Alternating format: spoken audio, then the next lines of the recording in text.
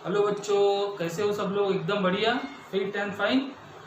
तो सबसे पहले आप सभी को मैं वेलकम करना चाहता हूँ हमारे प्यारा सा क्यूट सा channel that is physical world by Shyam sir, जहाँ पे आपको फिजिक्स के बड़े बड़े कॉन्सेप्ट एकदम आसान तरीके से समझने वाले हैं और आप फिजिक्स से प्यार करने वाले हो।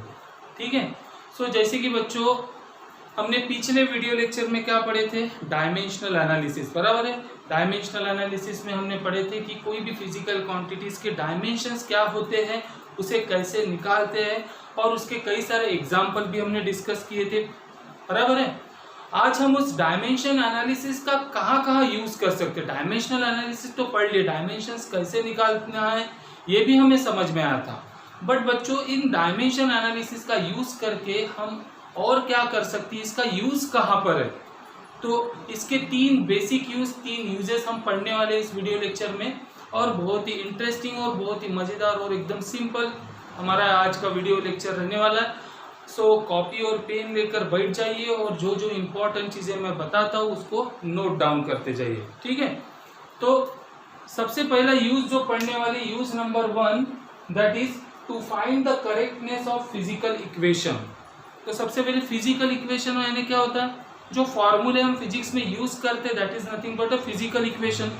तो हम जो फिजिकल इक्वेशंस यूज कर रहे हैं बच्चों, वो सही में करेक्ट है या नहीं, या हम गलत फॉर्मूला तो नहीं यूज कर रहे, ये हम इस डायमेंशनल एनालिसिस का यूज करके समझ सकते हैं। तो डायमेंशनल एनालिसिस का use number 1 that is correctness, to check the correctness of physical equation. इसमें सबसे पहले हमें समझना है प्रिंसिपल ऑफ होमोजेनिटी। फिजिक्स के जितने भी फॉर्मूले उन्होंने उन सब फॉर्मूले में प्रिंसिपल ऑफ होमोजेनिटी फॉलो होता है, तभी उन फॉर्मूले को हम हमारे फिजिक्स में यूज करते। That is the all the terms, जो भी हम फिजिकल इक्वेशन मतलब फॉर्मूला यूज करते हैं, उस फॉर्मूले में जितने भी टर्म्स है उन हर एक टर्म्स के डायमेंशन मस्ट बी इक्वल। क्या बोला? प्रिंसिपल ऑफ होमोजेनिटी का कहना क्या है कि हम जो फिजिकल इक्वेशन करते हैं, यूज करते हैं, उसके हर एक टर्म के डायमेंशंस कैसे होना चाहिए, इक्वल होना चाहिए, तभी हम बोलेंगे कि वो फिजिकल इक्वेशन कैसा है, करेक्ट है। ठीक है। तो आओ समझते इसको एक सिंपल से एग्जांपल से। तो आपने बच्चों 9th स्टैंडर्ड में, 10th स्टैंडर्ड में इक्वेशन ऑफ मोशन पढ़े हैं, उसी का एक फॉर्मूला हम यहाँ पे सबसे पहले एग्जाम्पल में लेते, that is s is equal to ut plus half at square. याद आ रहा है आपको ये फॉर्मूला, बराबर है। तो ये जो हमारा फॉर्मूला है s is equal to ut plus half at square, तो यहाँ पे देखिए अगर आप इस फिजिकल इक्वेशन मतलब इस फॉर्मूले में अगर आप देखते हो तो आपको यहाँ पे 3 टर्म दिख रहे। टर्म मतलब ये एक टर्म हो गई, ये दूसरी टर्म, ये तीसरी टर्म। तो हमें चेक करना है कि हमारा जो ये इक्वेशन जो यूज कर रहे हैं ये सही में करेक्ट है कि नहीं, फिजिकली करेक्ट है कि नहीं। तो इसका समझने के लिए या इसको चेक करने के लिए हमें यूज करना है डायमेंशनल एनालिसिस का। तो प्रिंसिपल ऑफ होमोजेनिटी क्या कहता है, बोला कि किसी भी फिजिकल इक्वेशन में जितनी भी टर्म्स है उन हर एक टर्म के डायमेंशंस अगर इक्वल है तो वो फिजिकल इक्वेशन कैसा है, डायमेंशनली करेक्ट है। तो सबसे पहले हम इसके जो 3 टर्म्स दिख रहे हैं, इन तीनों टर्म्स के 1 बाय 1 डायमेंशंस निकालते। तो सबसे पहले डायमेंशन ऑफ s, तो s के अगर डायमेंशन निकालते तो s मतलब क्या है बच्चों, s इज अ डिस्प्लेसमेंट। इस फॉर्मूले में s का मतलब होता है डिस्प्लेसमेंट, और डिस्प्लेसमेंट मतलब क्या होता है, displacement is nothing but a length. तो एक बार यूज हो रहा है मतलब L1, तो डिस्प्लेसमेंट का डायमेंशन हो गया हमारे L1। अब दूसरी टर्म कौन सी है बच्चों, यहाँ पर ut। u मतलब इस फॉर्मूले में अगर आपको याद नहीं आ रहा होगा तो मैं याद दिला देता हूँ। u का मतलब होता है इनिशियल वेलोसिटी और t मतलब होता है टाइम। तो जैसे हमने पिछले वीडियो लेक्चर में पढ़ चुके हैं, क्या पढ़े थे, वेलोसिटी के डायमेंशंस क्या होते हैं। वेलोसिटी मतलब क्या होता है, डिस्प्लेसमेंट अपॉन टाइम। डिस्प्लेसमेंट मतलब लेंथ, एक बार यूज हो रही L1, और टाइम अपॉन में टाइम आता है तो t1। तो अगर इस u यानी वेलोसिटी के डायमेंशन देखते हैं तो हमें L1 अपॉन t1 आएंगे, इनटू उसके साथ क्या है और एक t है, तो इनटू क्या हो गया T1। तो अगर आप ध्यान से देखते हो तो ये T1 कैंसिल हो जाएगा बच्चों। तो dimension of this term that is UT का डायमेंशन कितने आ जाएंगे हमारे L1। अब थर्ड वाली टर्म रहेगी हमारी कौन सी, हाफ AT स्क्वायर। जो हमारी थर्ड टर्म है that is half AT square. चलो इसके भी डायमेंशन हम चेक कर लेते हैं, हाफ AT स्क्वायर। अब आपको जैसे मैंने पिछले क्लास में बताया था, हाफ मतलब क्या है बच्चों, एक नंबर है और नंबर के डायमेंशंस नहीं होते। हाफ KG मीन्स वहाँ पे हाफ का एक नंबर है तो उसके कोई यूनिट नहीं है ना, इसलिए वो डायमेंशनलेस क्वांटिटी है। तो हमें डायमेंशंस निकालना है इन दो क्वांटिटीज के, दैट इज एक्सेलरेशन और टाइम का जो स्क्वायर है। तो जैसे हम पिछले क्लास में डायमेंशंस निकाल चुके हैं एक्सेलरेशन के। एक्सेलरेशन मतलब क्या होता है बच्चों, acceleration is nothing but the velocity upon time, बराबर है, इंटू टी स्क्वायर है यहाँ पर। चलो टी से एक टी कैंसिल भी कर दे तो आपको जल्दी से समझ में आ जाए। तो क्या बच गया हमारा v इंटू टी, है ना। अब v मतलब क्या होता है, velocity that is displacement upon time. Displacement मतलब एक लेंथ, अपॉन टाइम मतलब t1, इंटू क्या है t मतलब फिर से एक बार टाइम आ गया t1। तो देखिए t1 से t1 कैंसिल हो गया और हमारे डायमेंशंस क्या आ गए, हाफ AT स्क्वायर के। हाफ AT स्क्वायर की भी डायमेंशंस हमें क्या दिख रहे, क्या बच गया L1, बराबर है। सो अगर आप ध्यान से देखते हैं तो इस जो फिजिकल इक्वेशन था ये जो हमारा, तो इसके तीनों टर्म देखिए, तीनों टर्म के डायमेंशन, पहली टर्म दैट इज डिस्प्लेसमेंट उसके भी डायमेंशन L1 है, UT सेकेंड टर्म उसके भी डायमेंशन L1 आ गए, और जो थर्ड टर्म है हमारी उसके भी डायमेंशन L1। मतलब क्या, each and every term include in this physical equation are dimensionally equal. तो हम ऐसे फिजिकल इक्वेशन को, ऐसे फॉर्मूले को क्या बोलेंगे, इट इज डायमेंशनली करेक्ट। तो डायमेंशन एनालिसिस का यूज करके हम क्या कर सकते हैं, कोई भी फॉर्मूला है फिजिक्स का वो सही में करेक्ट है या नहीं ये चेक कर सकते। तो बच्चों डायमेंशनल एनालिसिस के फर्स्ट यूज को समझने के लिए हम और एक एग्जांपल लेते, ताकि आपके दिमाग में ये ना आए कि सर ने जो एग्जांपल लिए क्या उसी को हम डायमेंशनली करेक्ट है ऐसा बोल सकते हैं क्या। आप फिजिक्स के कोई भी फॉर्मूले को उठाकर चेक कीजिए, बस हमें करना क्या है वो स्टेप हमें प्रॉपरली आना चाहिए। हमें करना है उस पर्टिकुलर इक्वेशन में, उस पर्टिकुलर फॉर्मूले में जितनी भी फिजिकल टर्म्स है, जितनी भी एक पर्टिकुलर टर्म्स है, उन हर एक टर्म के हमें डायमेंशन चेक करना है। अगर डायमेंशन हर एक टर्म के सेम होते हैं तो हम बोलेंगे वो इक्वेशन कैसा है, डायमेंशनली करेक्ट है। तो इसको समझने के लिए हम और एक एग्जांपल लेते हैं। हमारे फिजिक्स के बड़े ही फेमस साइंटिस्ट है दैट इज अल्बर्ट आइंस्टाइन। तो उनका फेमस इक्वेशन है that is E equal to mc square. अब हमें क्या करना है, इस इक्वेशन, ये जो इक्वेशन इन्होंने प्रपोज किया था ये डायमेंशनली करेक्ट है या नहीं हमें चेक करना है। तो इसके लिए क्या करेंगे हम, यहाँ पे दो टर्म दिख रही है, एक E और दूसरा mc स्क्वायर, एक लेफ्ट हैंड साइड में एक राइट हैंड साइड में। तो ये दोनों के डायमेंशंस अगर इक्वल होते हैं तो हम इसे कहेंगे it is a dimensionally correct. तो चलो चेक करते इसे, बट इसे चेक करने के लिए सबसे पहले हमें यहाँ पे जितनी भी टर्म्स है उसके बारे में पता होना चाहिए। तो E क्या है बच्चों, यहाँ पर E is nothing but a energy which is equivalent to work done, आपको पता ही है। M मतलब होता है मास, और VC मतलब फिजिक्स में हम इसे आगे आपको पता चलेगा, C को हम कहते हैं वेलोसिटी ऑफ लाइट, ठीक है। C is nothing but a velocity, ठीक है। तो सबसे पहले हमें करना है E के डायमेंशंस निकाल कर चेक कर लेते। तो E is equivalent to work done, बराबर है, और वर्क डन मतलब होता है फोर्स इनटू डिस्प्लेसमेंट। अब फोर्स के डायमेंशंस क्या होते हैं बच्चों, आपको मैंने याद करने के लिए बोला था, that is m1 t-2, this is the dimension of force, और इनटू क्या है डिस्प्लेसमेंट। तो डिस्प्लेसमेंट के डायमेंशन कितने हो जाएंगे L1। तो इन दोनों को अगर कंबाइन कर लेते तो हमें एनर्जी के डायमेंशंस मिल जाएंगे, that is L2 m1 t-2, बराबर है। चलो एक साइड एक टर्म के हमारे डायमेंशंस तो निकल गए। अब सेकेंड जो टर्म है दैट इज mc स्क्वायर, इसके डायमेंशंस अभी हमें निकालना है। तो m मतलब क्या है, वहां पर वेलोसिटी है, और सॉरी m मतलब क्या है, वहां पर मास है, और c मतलब क्या है, वेलोसिटी। तो mc स्क्वायर, तो m मतलब एक बार मास यूज हो रहा है तो इसको हम m1 लिख लेंगे। अब c मतलब वेलोसिटी, और वेलोसिटी मतलब क्या होता है बच्चों, डिस्प्लेसमेंट अपॉन टाइम, है ना। और डिस्प्लेसमेंट मतलब L1 अपॉन टाइम मतलब T1। तो L1 बाय T1, T1 को ऊपर लेकर जाएंगे तो -1 हो जाएगा। So L1 T -1 are the dimension of velocity. मगर हमारे इस टर्म में c स्क्वायर है, यानी वेलोसिटी का स्क्वायर है, इसका पावर 2 हो जाएगा। तो देखिए क्या हो जाएगा, L का पावर L1 का पावर 2, तो क्या हो जाएगा L2 T -1 का पावर 2 मतलब T -2, और यहाँ पे पहले m लिख लेते, L2 m1 और T -2। तो देखिए बच्चों, ये हमारी फर्स्ट टर्म थी E और हमारी सेकेंड टर्म है दैट इज mc स्क्वायर। अगर आप ध्यान से देखते हैं तो L2 m1 T -2, L2 m1 T -2, यानी इस फिजिकल इक्वेशन में जितनी भी टर्म्स है उनके डायमेंशंस इक्वल है। सो हम क्या बोल सकते हैं, this equation is dimensionally correct, this formula is dimensionally correct. तो आप फिजिक्स के कोई भी फॉर्मूले को उठाकर चेक कर लीजिए कि वो फॉर्मूला डायमेंशनली करेक्ट है या नहीं। अगर वो डायमेंशनली करेक्ट है तो ही है वो सही है, तो ही हम उसको फिजिक्स में यूज कर सकते हैं। ठीक है, तो इस तरह से कोई भी फॉर्मूले को हम चेक कर सकते हैं बाय यूजिंग डायमेंशनल एनालिसिस।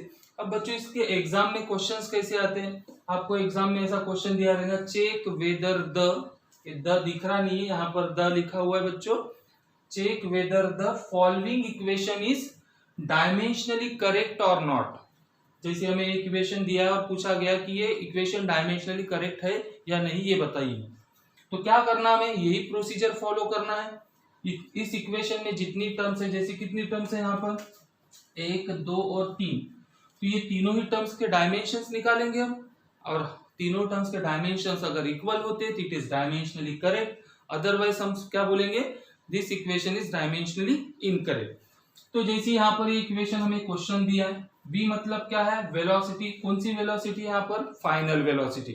आपने इक्वेशन ऑफ मोशंस में देख चुके हैं, v मतलब फाइनल वेलोसिटी, u मतलब इनिशियल वेलोसिटी, a मतलब एक्सेलरेशन एंड s मतलब क्या होता है बच्चों, डिस्प्लेसमेंट। तो चलिए इसके डायमेंशंस हम निकाल कर चेक करते हैं। v मतलब क्या है, वेलोसिटी, और वेलोसिटी मतलब क्या होता है बच्चों, डिस्प्लेसमेंट अपॉन टाइम। तो अभी हमने थोड़ी देर पहले निकाले थे वेलोसिटी के डायमेंशन L1 T -1, सो L1 T -1 इसी का स्क्वायर है, मतलब ये हो जाएगा L2 T -2 बराबर है जैसे अभी हमने निकाले थे। अब u स्क्वायर, u भी एक वेलोसिटी ही है, इनिशियल वेलोसिटी, चाहे वो फाइनल वेलोसिटी रहे या इनिशियल वेलोसिटी रहे, डायमेंशंस तो सेम ही हो गए। सो L2 T -2 again the dimension of the second term. Third term के डायमेंशंस निकालिए फटाफट जल्दी से। अब थर्ड टर्म के डायमेंशंस अगर हम निकालने जाएंगे तो यहाँ पर क्या, ट्वाइस as स्क्वायर बराबर है, 2 एक नंबर है बच्चों, और नंबर के कोई डायमेंशंस नहीं होते। तो एक्सेलरेशन के डायमेंशन, एक्सेलरेशन मतलब क्या होता है, वेलोसिटी अपॉन टाइम। वेलोसिटी के डायमेंशन हमारे पास है L1 T -1, उसके अपॉन में और एक T1 है जो ऊपर आकर T -1 बन जाएगा। तो ऑलरेडी यहाँ पर एक T -1 था और नीचे से एक T1 आएगा, वो भी T -1 बन जाएगा वहां पर। मतलब एक्सेलरेशन के अगर डायमेंशंस निकालने जाते तो L1 T -2 हो जाएगा बराबर है। और दूसरा क्या है, s स्क्वायर मतलब, s मतलब क्या है, डिस्प्लेसमेंट, और डिस्प्लेसमेंट का स्क्वायर मतलब लेंथ का स्क्वायर, मतलब लेंथ 2 बार यूज हो रही है, तो हम यहाँ पे लिख देंगे L2 बराबर है। तो देखिए इन दोनों को मल्टीप्लाई करके हमारे क्या डायमेंशन आ रहे, L3, m है क्या यहाँ पर, नहीं, तो m0 T -2। उसी तरह इनको भी लिख सकते थे हम L2 m0 T -2, और इसी को भी वैसे लिख सकते थे L2 m0 T -2 बराबर है। तो अगर हम इसको चेक करते बच्चों तो L2 m0 T -2, तो देखिए इस टर्म के डायमेंशन और सेकेंड टर्म के डायमेंशन तो सेम दिख रहे, मगर जो थर्ड टर्म है उसके डायमेंशंस अलग दिख रहे। तो हम क्या बोलेंगे इसके आंसर में, as all the terms in this physical equation don't have a same dimension, मतलब हर एक टर्म के अंदर सेम हर एक टर्म के डायमेंशन सेम नहीं है, इसलिए हम इस इक्वेशन को क्या बोलेंगे, this equation is dimensionally incorrect. समझ में आया? तो इस तरह से हमें क्वेश्चंस को सॉल्व करना है और हमें क्या चाहिए, सिर्फ बेसिक डायमेंशंस प्रॉपर निकालते आना चाहिए, जिसकी प्रैक्टिस हमने पिछले वीडियो लेक्चर में की है। ठीक है, तो ये था हमारे डायमेंशन एनालिसिस का फर्स्ट यूज। इसके बाद हम नेक्स्ट देखते हैं डायमेंशन एनालिसिस का सेकेंड यूज क्या है। ठीक है, तो बच्चों हमारे डायमेंशनल एनालिसिस का जो सेकेंड यूज है बहुत ही इंपॉर्टेंट यूज है, बहुत ही इंपॉर्टेंट एप्लीकेशन है हमारे फिजिक्स में। जैसे हमें कभी कभी न्यूमेरिकल्स में जो गिवन डेटा रहता है, कुछ डेटा रहता है हमें एसआई सिस्टम में दिया रहता है, कुछ डेटा सीजीएस सिस्टम में दिया रहता है, मगर न्यूमेरिकल सॉल्व करते वक्त हमें सभी डेटा एक पर्टिकुलर सिस्टम में होना चाहिए ताकि आंसर भी हमारा उस पर्टिकुलर सिस्टम में ही आए। यानी सभी डेटा अगर एसआई सिस्टम में है तो आंसर भी हमारा एसआई सिस्टम में आएगा, सभी डेटा अगर सीजीएस सिस्टम में है तो हमारा आंसर भी सीजीएस सिस्टम में आएगा, बराबर है। मगर हम कुछ पर्टिकुलर फिजिकल क्वांटिटी को एसआई में यूज करते हो, दूसरे क्वांटिटी को सीजीएस में यूज करते हो, तो हमारा आंसर कभी सही नहीं आएगा। इसीलिए हमें किसी सेम फिजिकल क्वांटिटी के डिफरेंट सिस्टम में जो मीन्स क्वांटिटी है, जैसे यूनिट है, जैसे फॉर एग्जांपल हम क्या बोल सकते हैं, न्यूटन किसका यूनिट है, फोर्स का, बट कौन से सिस्टम में, एसआई सिस्टम में। और अगर सीजीएस सिस्टम की बात करते हैं तो वो डाइन होता है। तो 1 न्यूटन मतलब कितना डाइन होता है। उसी तरह जैसे हम दूसरा एक एग्जांपल ले लेते हैं, जैसे हमारे एनर्जी या वर्क डन, इसका ऐसा यूनिट होता है बच्चों जूल, बट सीजीएस सिस्टम में उसे अर्ग बोलते हैं। तो हमें ये न्यूटन टू डाइन कन्वर्ट करना है तो कितने से कौन सी टर्म से हमें मल्टीप्लाई करना पड़ेगा। जूल को अर्ग में कन्वर्ट करना है तो किसी पर्टिकुलर फैक्टर की वैल्यू हमें यहाँ पर फाइंड आउट, हमें पता होना जरूरी है, बराबर है। तो जैसे हमें पता है कि 1 मीटर, तो 1 मीटर को मुझे सेंटीमीटर में कन्वर्ट करना है तो हम क्या कर लेते हैं, 1 metre is equal to 100 centimetre, मतलब 10 टू द पावर 2 से मल्टीप्लाई करोगे मीटर को तो वो सेंटीमीटर में कन्वर्ट हो जाता है, बराबर है। 1 किलोमीटर है, 1 kilometre is equal to how much metre पूछा आपको, तो आपको पता है कि 1000 मीटर यानी होता है 1 किलोमीटर। तो आप 10 टू द पावर 3 से मल्टीप्लाई कर दोगे 1 किलोमीटर को, तो आपको मीटर में आंसर आ जाएगा। तो ये क्या है, कन्वर्शन फैक्टर है। हम एक सिस्टम से दूसरे सिस्टम में किसी भी फिजिकल क्वांटिटी को कन्वर्ट कर सकते हैं जब उनका कन्वर्शन फैक्टर हमें पता हो, बराबर है। सो हमारा जो सेकेंड यूज है बच्चों डायमेंशनल एनालिसिस का, that is to find the conversion factor between the units of same physical quantity. यानी किसी सेम फिजिकल क्वांटिटी के यूनिट्स का कन्वर्शन फैक्टर हम निकाल सकते हैं बाय यूजिंग डायमेंशनल एनालिसिस। तो ये भी बहुत ही इंपॉर्टेंट रोल है, बहुत ही इंपॉर्टेंट एप्लीकेशन है। तो देखो इसको समझने के लिए फिर से हम एक एग्जांपल लेते हैं, हमारे जाना पहचाने फिजिकल क्वांटिटी ले लेते हैं, कौन सी, that is force. Okay, so conversion factor between units of force. अब हमें पता है, जैसे मैंने आपको बताया हो कि एसआई सिस्टम में हम क्या करते हैं, फोर्स को न्यूटन में कैलकुलेट करते हैं, न्यूटन में मेजर करते हैं, और सीजीएस सिस्टम में हम उसको किस में मेजर करते हैं, डाइन में। तो आपको पता है क्या, 1 newton is equal to how much dyne, चलो पता भी होगा, मगर कन्वर्शन फैक्टर कितना है, 1 newton is equal to how much dyne, ये कैसे निकाल सकते हैं हम इस डायमेंशन एनालिसिस से। तो चलिए देखते हैं इसको। तो अभी हमें सपोज मान लेते हैं कि हमें 1 न्यूटन मतलब कितना डाइन होता है ये हमें पता नहीं है। तो इसको सॉल्व करने के लिए देखिए कैसे करते हैं। सबसे पहले हम मान लेते हैं लेट, अब हमें कुछ नहीं पता है, मीन्स कन्वर्शन फैक्टर के बारे में कुछ नहीं पता है, तो हम वो मान लेते हैं let 1 newton is equal to होता होगा x डाइन। ठीक है, ये x क्या है बच्चों, this is the conversion factor, Newton से डाइन में कन्वर्ट करना है तो इस फैक्टर से हमें उसको मल्टीप्लाई करना पड़ेगा। तो इस फैक्टर यानी x की वैल्यू हमें निकालना है। अब कैसे निकालोगे, अब हमें सभी को पता है कि डायमेंशन ऑफ फोर्स क्या होते हैं, है ना।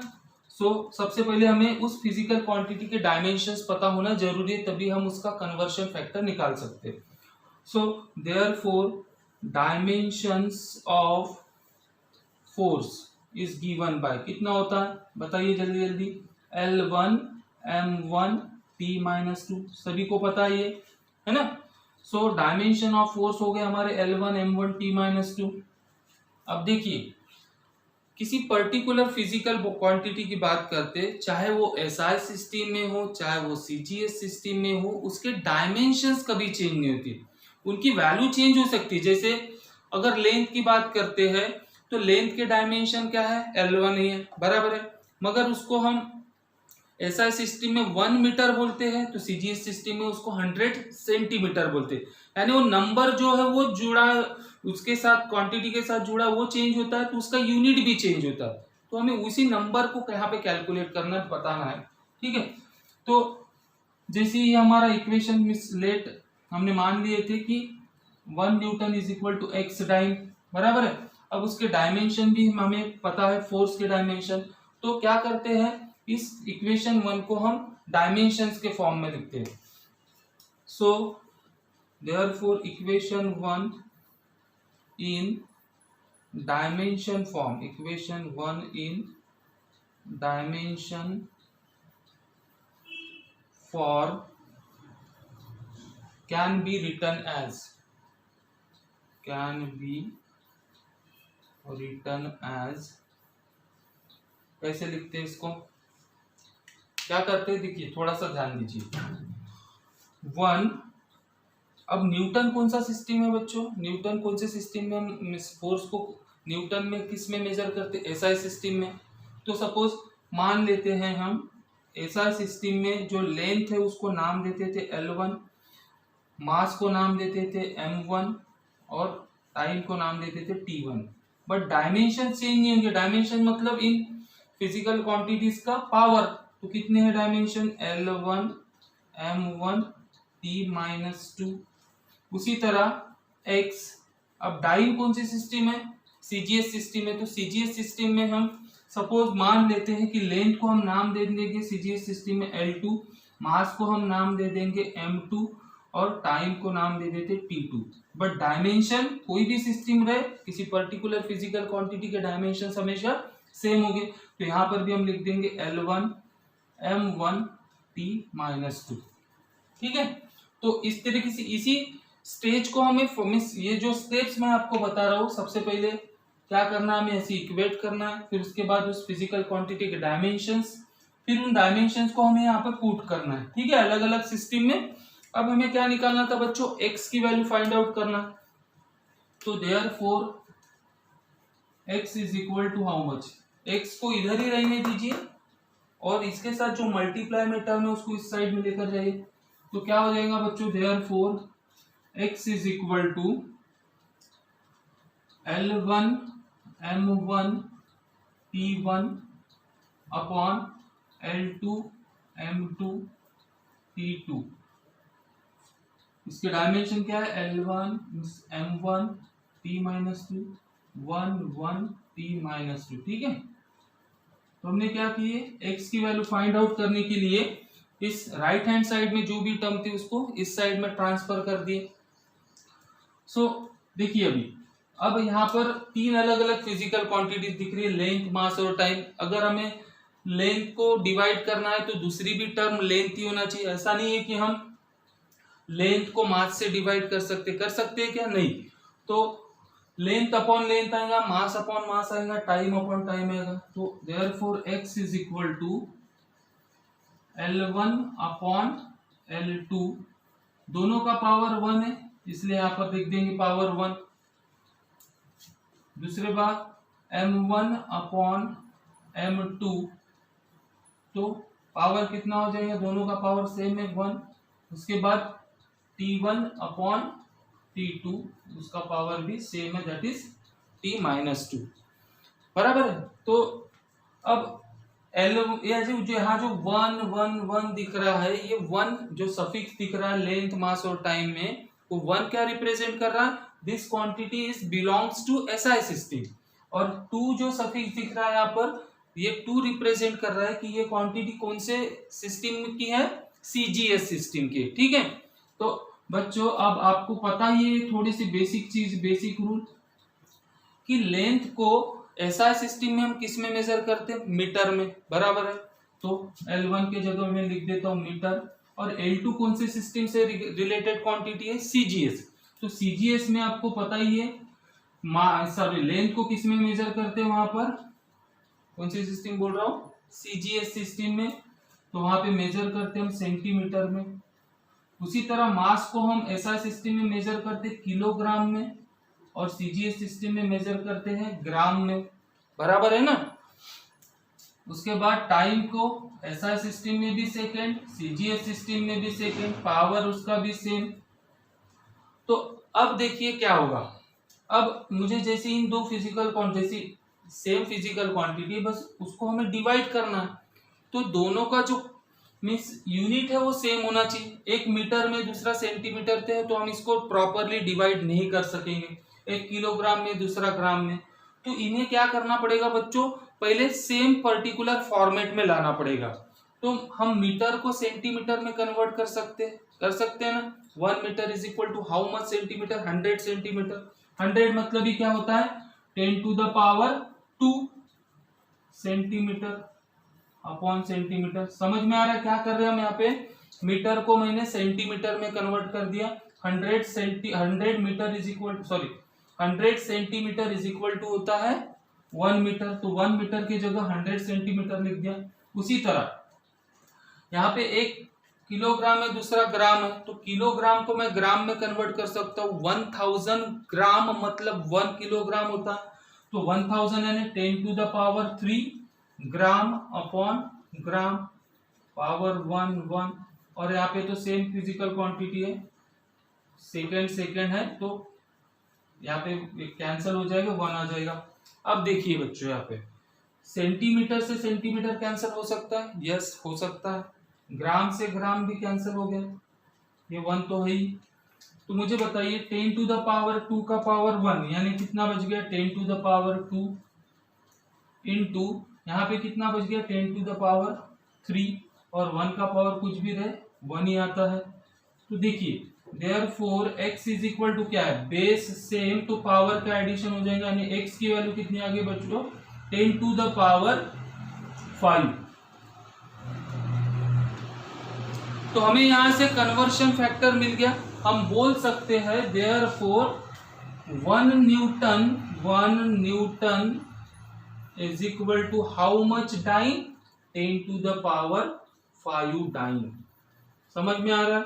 तो इस तरीके से हम कोई भी फिजिकल क्वांटिटी जैसे फोर्स हो गया, एनर्जी हो गई, कोई भी फिजिकल क्वांटिटी का एक सिस्टम से दूसरे सिस्टम में कन्वर्ट करने के लिए जो फैक्टर मल्टीप्लाई करना पड़ता है, उस फैक्टर की वैल्यू हम निकाल सकते हैं।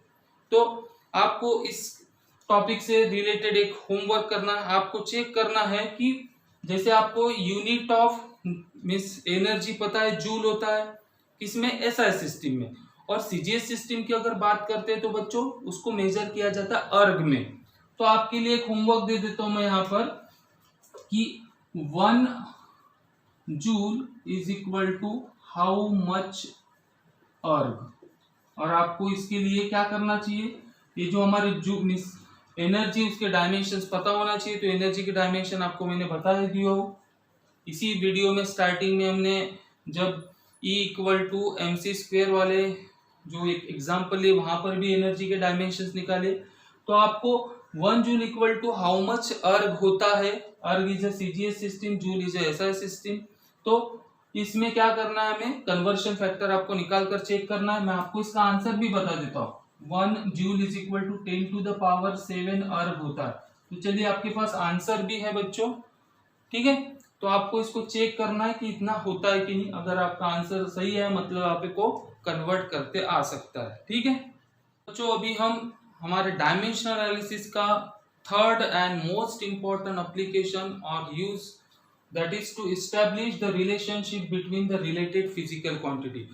मतलब अगर हमें किसी पर्टिकुलर फिजिकल क्वांटिटी का रिलेशन निकालना है किसी दूसरे फिजिकल क्वांटिटी के साथ जिसके ऊपर वो डिपेंड है, यानी जैसे हमारे पास फॉर एग्जांपल के तौर पे हम ले लेते हैं कि time period capital T of oscillation of simple pendulum. Simple pendulum क्या होता है? चलो इसको थोड़ा सा समझ लेते हैं इस एग्जांपल को, फिर हम एग्जांपल कैसे सॉल्व करना, उनके बीच का रिलेशन कैसे डिराइव करना उसको भी डिस्कस। सिंपल पेंडुलम मतलब क्या होता है बच्चों? सिंपल पेंडुलम हमारे जो वॉच होती है, वॉल पे लटकाई हुई, टांगी हुई, उसके अंदर ऐसा पेंडुलम लग रहता है, आपने देखा होगा, है ना। ये पेंडुलम क्या करता है, इस टाइप का मोशन करता है, इस मोशन को बोलते हैं टू एंड फ्रो मोशन, ठीक है।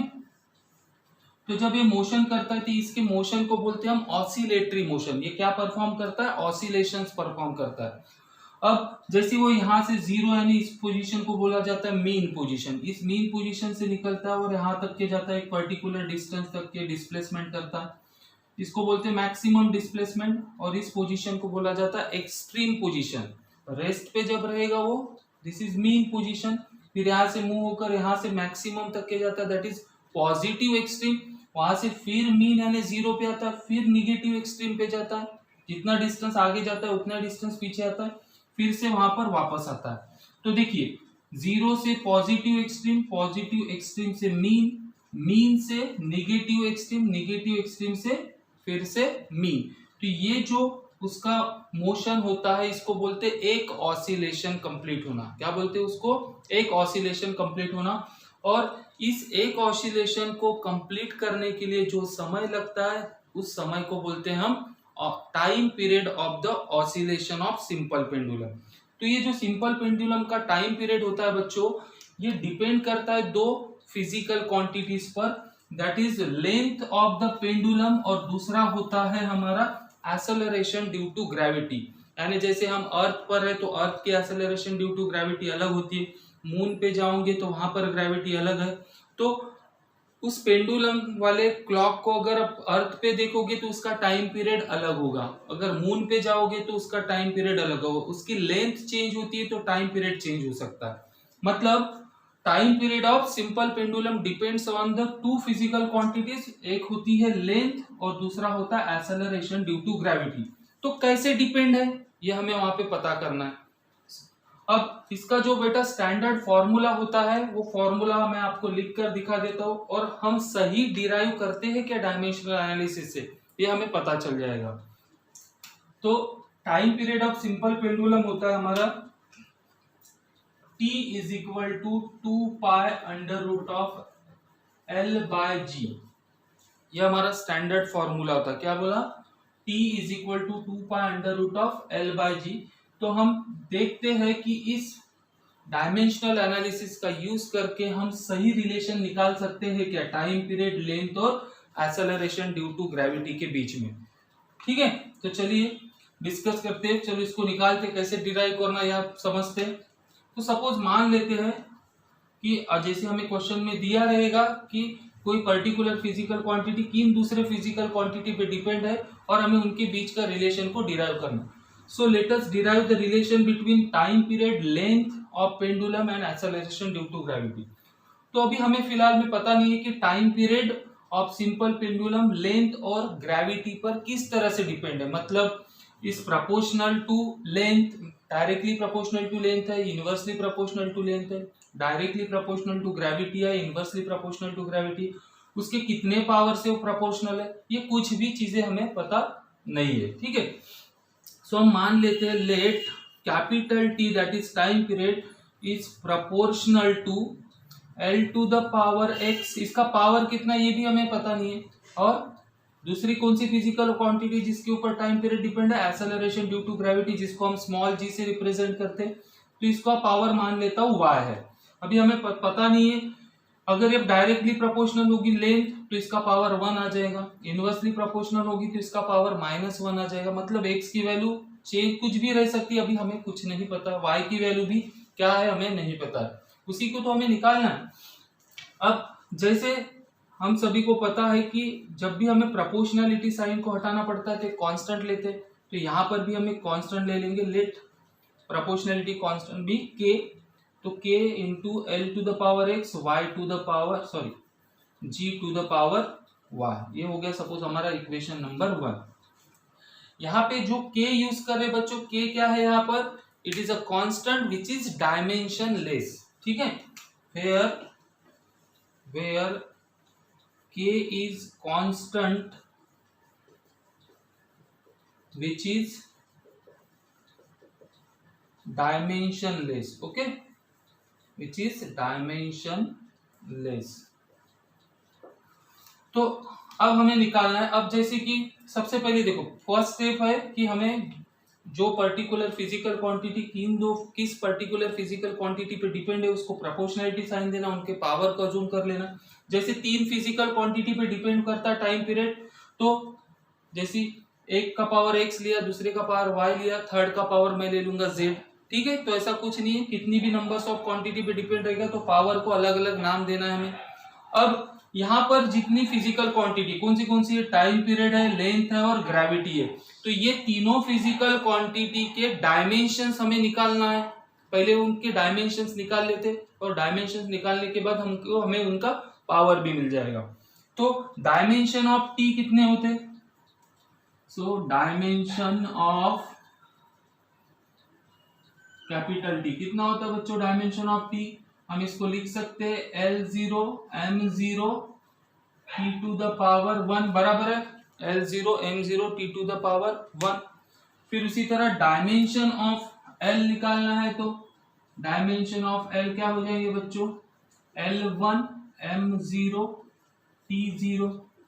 थर्ड कौन, अब हमारी थर्ड जो फिजिकल क्वांटिटी है वो कौन सी, एक्सेलरेशन ड्यू टू ग्रेविटी। तो एक्सेलरेशन ड्यू टू ग्रेविटी के डायमेंशंस क्या होंगे, एक्सेलरेशन ड्यू टू ग्रेविटी मतलब ही एक्सेलरेशन है और एक्सेलरेशन के डायमेंशंस हम निकाल चुके। एक्सेलरेशन मतलब वेलोसिटी अपॉन टाइम होता है, वेलोसिटी के डायमेंशंस क्या होते थे, L1 T-1 होते थे, और वेलोसिटी अपॉन टाइम है तो और एक नीचे में t है तो वो ऊपर आ जाएगा तो वो भी T-1 हो जाएगा। तो ऊपर में ऑलरेडी T-1, नीचे से और एक ऊपर आ रहा है T-1, तो L1 T-1 या इसी को हम लिख सकते हैं L1 M0 T-2 हो जाएगा। ठीक है, तो डायमेंशन ऑफ तीनों फिजिकल क्वांटिटी हो गया, डायमेंशन ऑफ टाइम हो गया, डायमेंशन ऑफ लेंथ हो गया, dimension of acceleration due to gravity.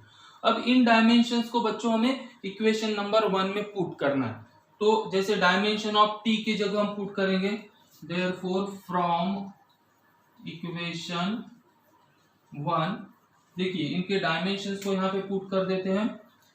तो टी के डायमेंशन है, देयरफॉर टी के डायमेंशन है L0 मतलब L0 M0 T1। उसके बाद दूसरी क्वांटिटी हमारी एक के जैसी की वैसी, L के जगह हम लिख देंगे L के जगह लिख देंगे L1 M0 T0 to the power x, है ना, L का पावर कितना है, x है।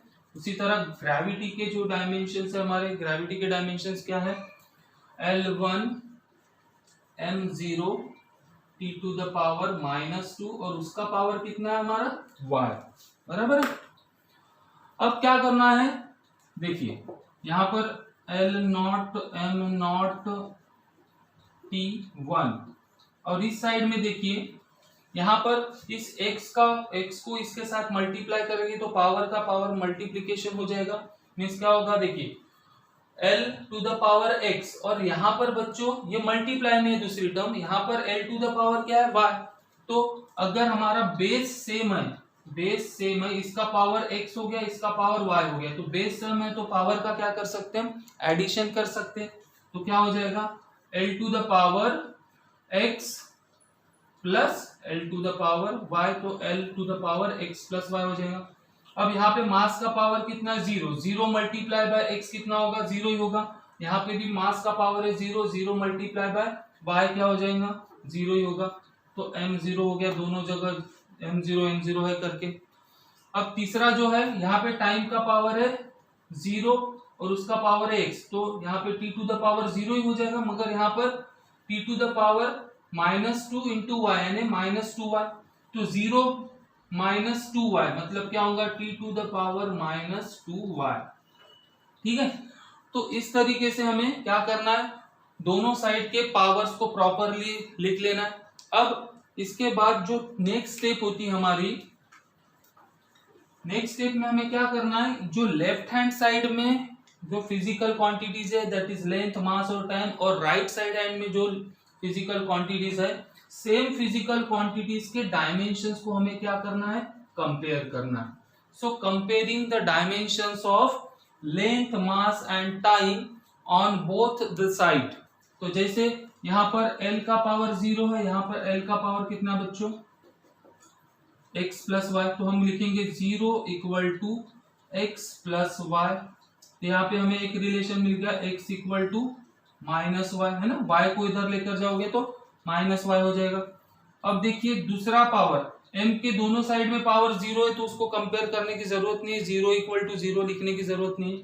अब थर्ड जो है हमारा टाइम, तो टाइम का लेफ्ट हैंड साइड में पावर कितना है 1 और राइट हैंड साइड में पावर कितना बच्चों -2y। तो देखिए यहाँ से हमें y की वैल्यू मिल गई, y इक्वल टू इस -2 को इधर ला लीजिए, -1/2 हो जाएगा। समझ में आ रहा है?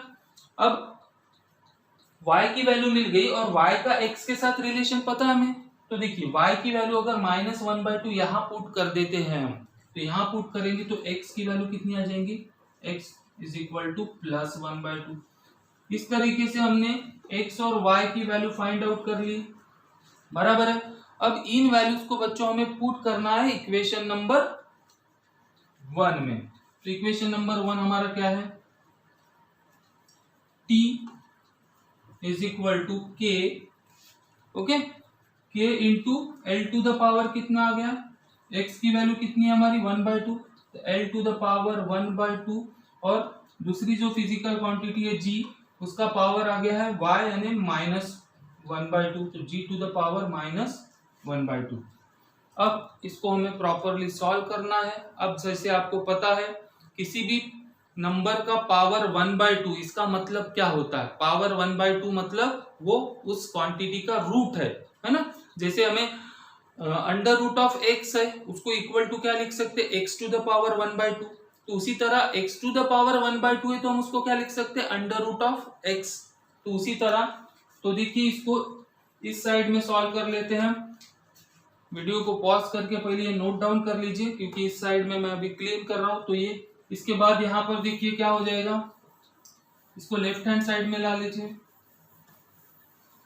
हम इसी को कैसे लिख सकते हैं बच्चों, therefore t is equal to क्या लिख सकते, k, ये क्या हो जाएगा l टू द पावर 1/2 को फिलहाल में ऐसे ही रखो, इसका पावर माइनस में, इसको अगर मैं अपॉन में मीन्स नीचे लेके जाऊंगा डिनोमिनेटर में, तो क्या हो जाएगा, उसका पावर माइनस है तो प्लस हो जाएगा। इस तरह से g टू द पावर -1/2 था, उसको डिनोमिनेटर में लेके जाऊंगा तो g टू द पावर 1/2 होगा। अब जैसे मैंने आपको अभी भी बताया कि पावर अगर 1/2 है तो हम उसको लिख सकते हैं रूट में, तो क्या हो जाएगा k into under root of l upon under root of g। अब दोनों ही रूट में है तो हम इसको कॉमनली इस तरह से लिख सकते हैं, p is equal to k into under root of l by g। तो देखिए हमने जो पहले फॉर्मूला आपको बताया था t is equal to 2 pi under root of l by g, तो दिख रहा है हमारा जो आंसर है उसी की तरह दिख रहा है क्या, देखिए ध्यान से, t इक्वल टू इस 2 पाई की जगह सिर्फ k है, बाकी under root of l by g बराबर आ गया। तो डायमेंशनल एनालिसिस का यूज करके बच्चों हम इस k की वैल्यू, जो हमारा कांस्टेंट है k, ये नहीं निकाल सकते, बट इसको छोड़कर बाकी सब हम प्रॉपरली निकाल सकते हैं। तो इसको अगर एक्सपेरिमेंटली निकाला जाए तो इस k की वैल्यू होती है, जैसे फॉर्मूले में लिखा है, it is experimentally prove that this constant is equal to होता है 2 पाई, इसलिए हमारा time period of simple pendulum हो जाता है 2 pi under root of l by g। तो डायमेंशनल एनालिसिस का यूज करके हम किसी भी पर्टिकुलर फिजिकल क्वांटिटी किन दूसरे फिजिकल क्वांटिटी के साथ किस तरह से रिलेटेड है उसको हम निकाल सकते हैं। सिर्फ डायमेंशनल एनालिसिस के कुछ लिमिटेशंस है बच्चों, मतलब कोई भी चीज में अगर पॉजिटिव चीजें होती है तो कुछ निगेटिव भी होती है ना, कुछ खासियत होती है तो कुछ कमियां भी होती है। तो डायमेंशनल एनालिसिस में एक कमी है कि डायमेंशनल एनालिसिस का यूज करके हम ये कांस्टेंट की वैल्यू नहीं निकाल सकते। This is the limitations of dimensional analysis, ठीक है। बट उसको छोड़कर बाकी सब चीजें हम प्रॉपरली सॉल्व कर सकते हैं, प्रॉपरली रिलेशन डिराइव कर सकते हैं हम अलग अलग फिजिकल क्वांटिटीज के बीच का। तो इस तरीके से हम जो थर्ड हमारा एप्लीकेशन था, that is to establish the relation between related physical quantity, हम डायमेंशनल एनालिसिस का यूज करके ये भी कर सकते हैं। तो इसके ऊपर भी हम कुछ एग्जाम्पल मिस प्रैक्टिस कर सकते। जैसे आपको जो डेली लाइफ का एग्जांपल, आप लोग को काइनेटिक एनर्जी का फॉर्मूला पता ही है। Kinetic energy is equal to क्या होता है, हाफ mv², है ना। तो मतलब काइनेटिक एनर्जी बच्चों किसके ऊपर डिपेंड है, मास के ऊपर डिपेंड है और वेलोसिटी के ऊपर डिपेंड है, ये आपको पता है। जैसे ही हमने ये जो एग्जांपल लेते वक्त क्वेश्चन में क्या लिखा था कि time period of simple pendulum is depend on the length of pendulum and acceleration due to gravity, तो उनके बीच का रिलेशन हमने डिराइव कर लिया।